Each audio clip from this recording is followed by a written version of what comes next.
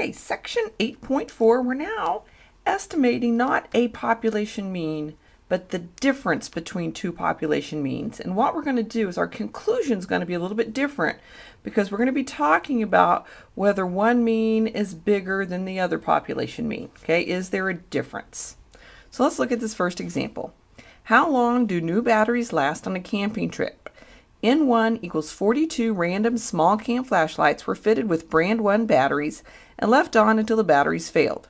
The sample mean lifetime was X bar 1 equals 9.8 hours.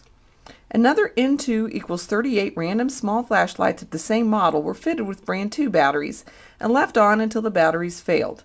The sample mean lifetime was X bar 2 equals 8.1 hours. Historical data suggests that sigma 1 equals 2.2 hours and sigma 2 equals 3.5 hours. Find a 90% confidence interval for the population mean difference mu1 minus mu2 of lifetimes for these batteries. Now the first thing I notice is we are given sigmas. As soon as we are given sigmas, we know we are going to be using our Z critical. Okay? So now we've got this new formula for our maximum margin of error. My Z critical for 90%, okay, you just go to this little table on your Z table. 90% is 1.645. So 1.645 times the square root of sigma 1 is 2.2. So 2.2 squared divided by 42 plus sigma 2, which is 3.5 squared divided by 38. Okay, now in my calculator, okay, the way I type this in is I would go 1.645 times the square root, and then I have parentheses that's already in there. Okay, 2.2 squared divided by 42 plus 3.5 squared divided by 38. Close my parentheses. Okay. Enter. And we get 9.36. Oh, crud. I put 35 point squared. I knew that didn't look right. Let's try that again. 1.645 times the square root, parentheses, 2.2 squared, divided by 42, plus 3.5 squared, divided by 38. Close my parentheses. There, that looks much better. So 1.09.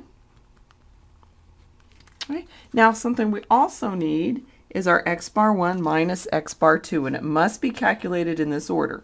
X bar 1 is 9.8 minus, and X bar 2 is 8.1.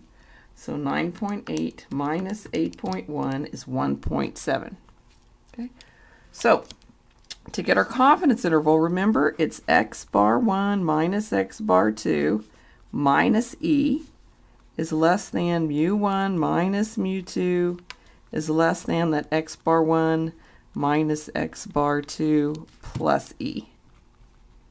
Well, we've got this value. That's 1.7 minus E, which we got is 1.09, is less than mu1 minus mu2 is less than the 1.7 plus 1.09.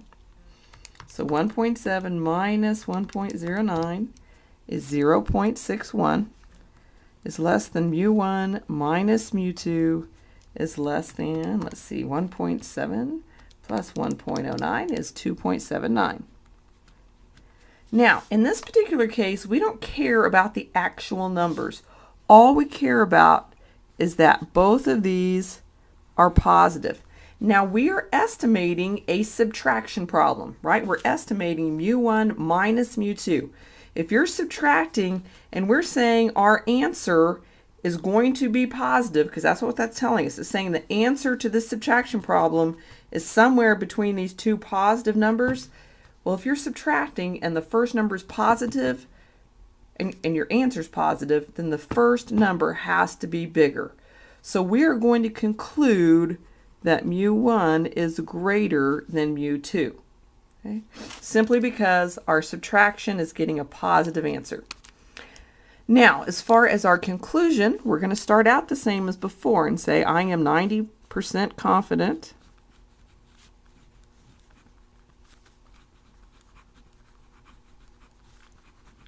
that the population mean, okay, the population mean lifetime, they're talking about the lifetimes of the batteries, okay? So the population mean lifetime for brand 1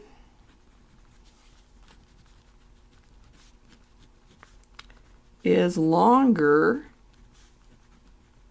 than for brand 2, simply because we concluded mu1 is bigger than mu2. So that means the mean lifetime for brand 1 was bigger or lasting longer than the lifetime for 2.